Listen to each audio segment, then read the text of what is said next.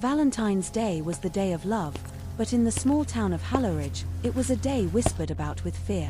The air that February 14th carried was heavy, thick with an unspoken dread.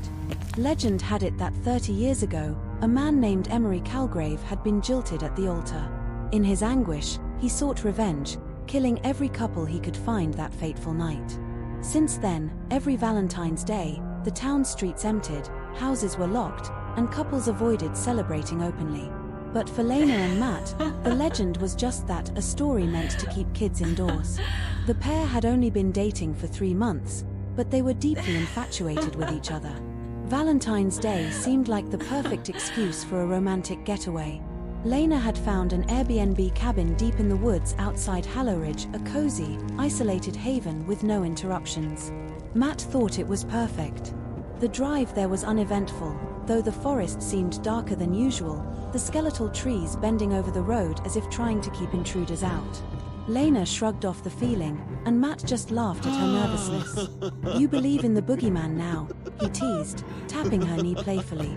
"Don't make fun of me," she said, though her voice wavered slightly.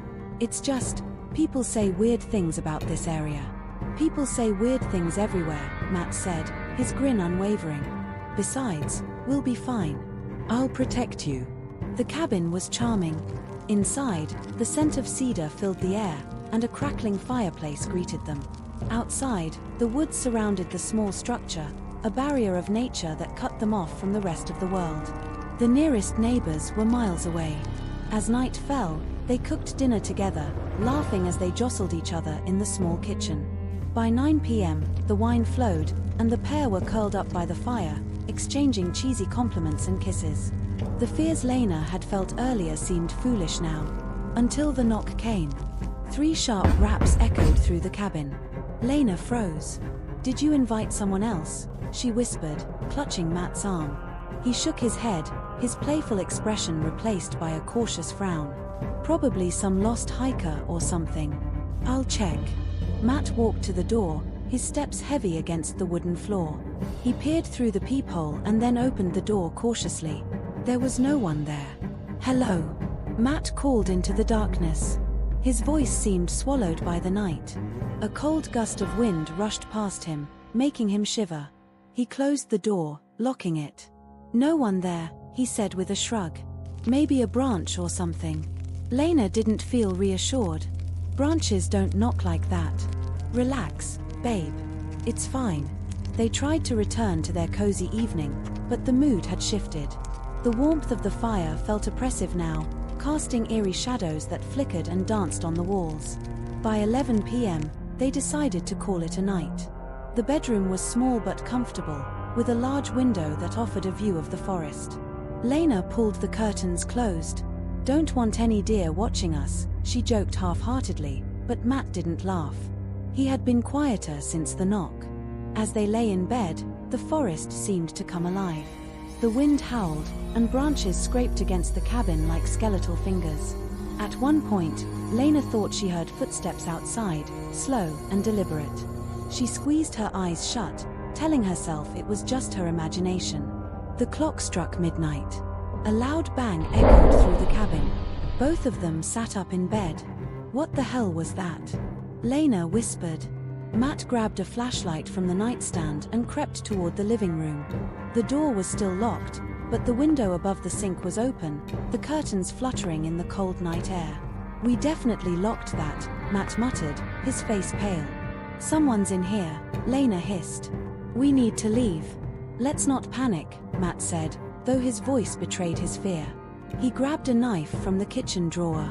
"Stay behind me." They checked every room. The cabin was small, but every shadow felt like it could be hiding something or someone. The bathroom door creaked as Matt pushed it open. Nothing. As they moved back to the living room, a sound froze them in their tracks. A faint, wet drip, drip, drip, echoed through the silence. "It's coming from the bedroom," Lenna whispered. They returned to the bedroom, the knife trembling in Matt's grip. The sound grew louder as they approached. On the nightstand, Lenna's phone buzzed with a notification. She picked it up with shaky hands. It was a picture message. Her blood ran cold when she opened it. It was a photo of her and Matt, taken moments ago, lying in bed, sound asleep. The dripping noise grew deafening. Matt pulled back the curtain, expecting to see a leak or a broken pipe. Instead, he gasped, stumbling backward. Hanging from the tree just outside the window was a heart, large, red, and grotesquely human. Blood dripped from it onto the snow below, staining the ground. Lenna screamed. The lights flickered and went out, plunging the cabin into darkness. Panic set in as Matt fumbled with the flashlight, its weak beam barely illuminating the room. "We have to go," Lenna whispered, her voice cracking. As they turned to leave, a low, guttural laugh filled the air. It seemed to come from everywhere and nowhere all at once. "Leaving so soon," a voice rasped. A tall figure stepped out of the shadows, its face hidden by a mask made of stitched-together human skin. Its eyes gleamed red, and in its hand, it held a long, rusted blade. "You came for love," it said, its voice dripping with malice. "Now you'll stay, forever." Stay tuned for the concluding part.